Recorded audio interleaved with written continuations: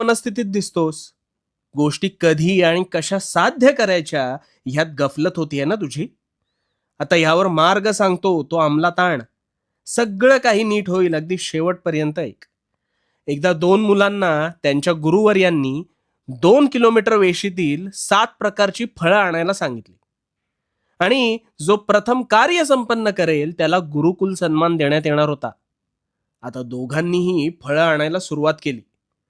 प्रथम शिष्याने गोंधळून आधी जवळची फळे आणण्यास सुरुवात केली, तर दुसरा अगदी चातुर्याने आधी दूरवरची फळे आणण्यास गेला. पहिल्याने पटापट जवळची फळं आणली आणि शर्यत मध्यंतरावर असताना अगदी खुशीत गाजरं खात आपणच ही शर्यत जिंकणार ह्या आविर्भावात तो होता.